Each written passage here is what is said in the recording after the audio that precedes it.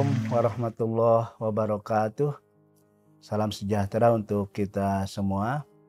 Teman-teman yang saya cintai, sesi kali ini saya akan menjelaskan tentang apa itu sholat spiritual. Kita tahu seluruh umat Islam, salah satu kewajiban yang paling pokok adalah sholat.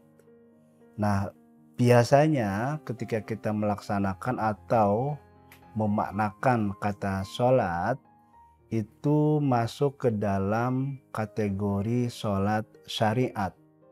Sholat formal yang biasa kita lakukan secara fisik, yang diawali dengan takbiratul ihram dan diakhiri dengan ucapan salam. Nah, selain sholat syariat, di dalam ajaran Islam juga mengenal sholat spiritual. Karena itu ada ayat suci Al-Quran yang mengarah ke tafsiran tentang sholat syariat dan sholat spiritual ini. Yaitu ayat yang berbunyi, Hafizu ala sholawati was sholatil wusto.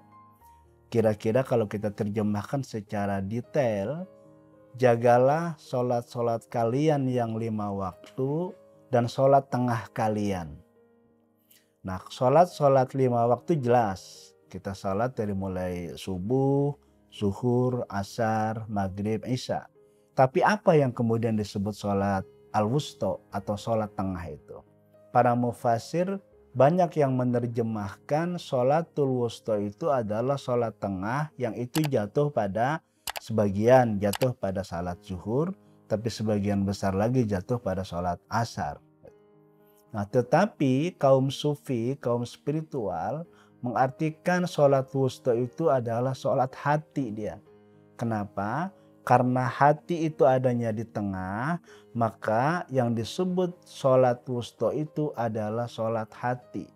Dan Nabi memang pernah bersabda bahwa la sholata illa bihuduril qalbi. Tidak ada sholat tanpa menghadirkan hati.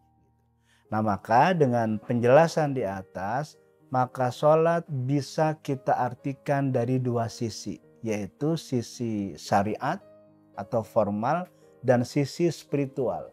Sisi spiritual ini secara teknis dalam tasawuf Islam disebut ma'rifat. Maka secara teknis sholat itu bisa dilihat dari 2 sisi tadi itu, syariat dan ma'rifat atau spiritual. Syariat adalah mengikuti dasar-dasar dan rukun-rukun yang sifatnya fisik, dan ma'rifat adalah mengaktifkan hati kita kepada Allah, kepada Tuhan. Karena itu kedua salat tadi itu menjadi penting buat kita, buat semua orang yang melakukan salat. Karena apa?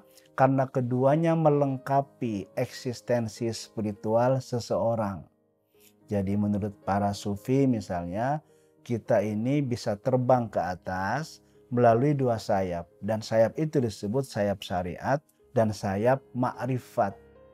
Keduanya membentuk satu kekuatan sehingga orang yang melaksanakan dan memiliki kemampuan salat syariat dan salat ma'rifat atau salat spiritual, dengan 2 sayap tadi bisa terbang ke atas ke alam hakikat. Di alam hakikatlah kita berjumpa dengan Tuhan. Alam hakikatlah yang menjadi tujuan semua ibadah-ibadah yang kita lakukan. Teman-teman yang saya cintai, kembali kepada arti sholat yang secara dasar atau secara generik. Dari penjelasan di atas, maka kita ambil makna salat secara generik.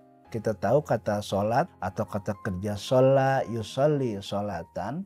Dan itu menurut para mufasir juga ada istilah tasrif kabir juga bisa berarti asliun sholat itu. Dari sholat bisa berarti asliun. Asliun itu sama dengan bahasa Indonesia yaitu dasar asli, murni. Itu artinya apa? Artinya orang yang melakukan sholat itu adalah kembali kepada kedasarannya, kembali kepada kemurniannya atau keasliannya. Maka sholat betul-betul mengembalikan kedirian kita, kejiwaan kita, hati kita kepada kejadian keaslian kita sebagai manusia. Sebagai manusia apa? Sebagai manusia spiritual, manusia yang tersambung kepada Allah Subhanahu wa taala secara terus-menerus.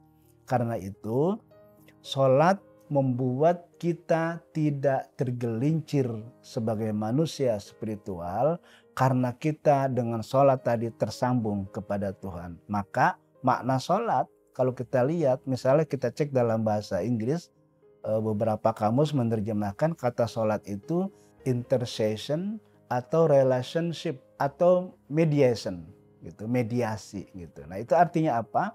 Artinya kita kalau salat tersambung kepada Tuhan. Nah, persoalannya kemudian ada banyak orang yang melakukan salat secara syariat, tetapi secara spiritual dia tidak tersambung kepada Tuhan.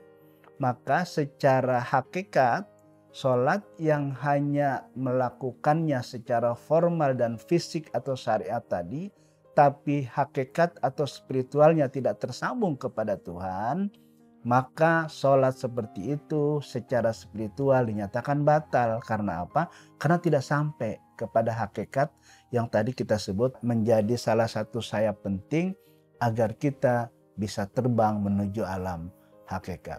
Teman-teman yang saya cintai, jadi sholat spiritual yang dalam bahasa teknis tadi disebut sholat makrifat adalah sholatnya hati dia. Sholatnya hati yang terus tersambung kepada Tuhan. Al-Quran menegaskan bahwa orang-orang yang terus-menerus berzikir dengan menyebut nama Tuhan, maka itulah satu cara untuk menyambungkan dirinya, mengkoneksikan dirinya kepada Tuhan. Nah, jadi misalnya kata-kata yang tadi saya terjemahkan, wa dzakara asma rabbih fasholla. Orang-orang yang berzikir menyebut nama Tuhannya, maka dia sholat. Ada terjemahan maka dia sholat. Itu maksudnya adalah maka dia tersambung. Maka terjemahan yang cocok dalam hal ini adalah orang-orang yang terus-menerus berzikir menyebut nama Tuhannya, maka dia akan tersambung kepada Tuhannya. Dan ketersambungan itu adalah hal yang pokok.